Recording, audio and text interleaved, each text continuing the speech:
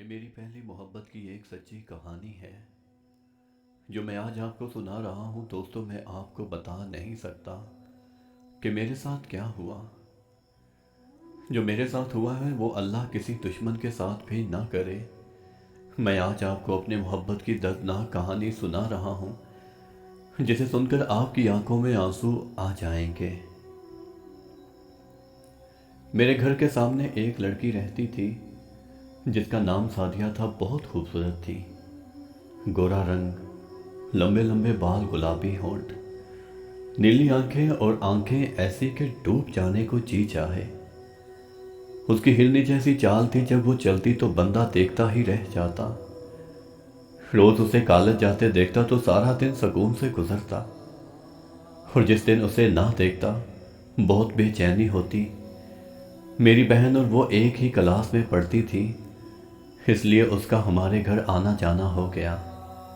وہ میری بہن کے ساتھ بیٹھ کر باتیں کرتی اور لیپ ٹاپ پر کام کرتی رہتی، اور میں کھڑکی سے چھپ کر اس کا دیدار کرتا رہتا۔ وہ مجھے دیکھتی تو اگنور کر دیتی، پھر آہستہ آہستہ اس نے مجھے دیکھ کر مسکرانا شروع کر دیا۔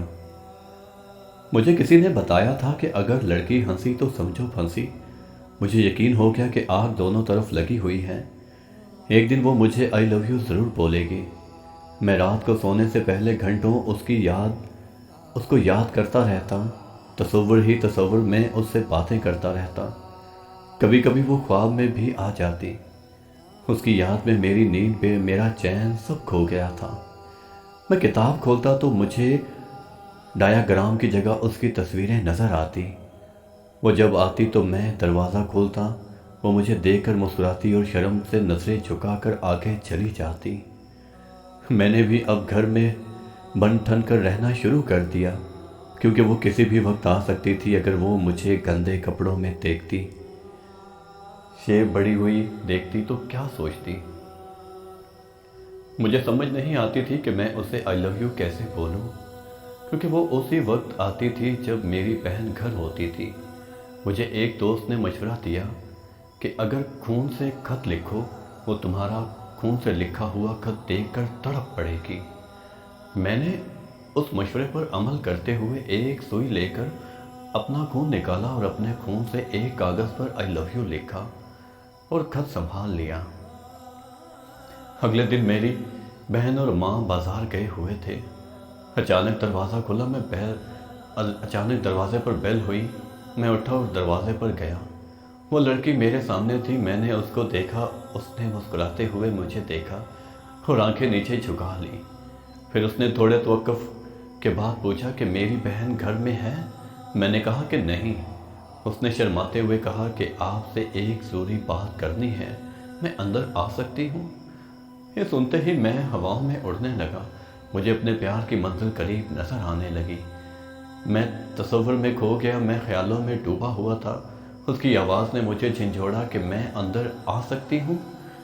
میں راستے سے ہٹ گیا، میں اپنے کمرے میں آ گیا تو وہ بھی پیچھے پیچھے میرے کمرے میں آ گئی۔ میں نے اسے بیٹھنے کو کہا، وہ بیٹھ گئی۔ میں نے اسے کہا کہ آپ نے مجھ سے کوئی بات کرنا تھا، لیکن وہ ہچکچا رہی تھی۔ میں سمجھ گیا کہ اس نے مجھے آئی لو یو کہنا ہے، لیکن وہ کہہ نہیں پا رہی، اس نے نظریں نیچے گاڑی ہوئی تھی۔ میں نے اسے کہا کہ آپ نے جو کہنا ہے کھل کر کہیں، میں سن رہا ہوں۔ اس نے گھبراتے ہوئے مجھے ایسا کچھ کہہ دیا کہ میرے پیروں کے نیچے سے زمین نکل گئی، میرے ارمان چکنا چور ہو گئے۔ اس نے مجھے کہا کہ بھائی جان، وائی فائی کا پاسورڈ مل جائے گا۔ اے ظالم، یہ تو نے کیا کیا؟ میں نے تو تمہاری خاطر اپنا خون تک بہا دیا تھا، تمہاری خاطر تو میں نے کھانا پینا چھوڑ دیا تھا اور راتیں تمہیں یاد کر کے گزاری تھی۔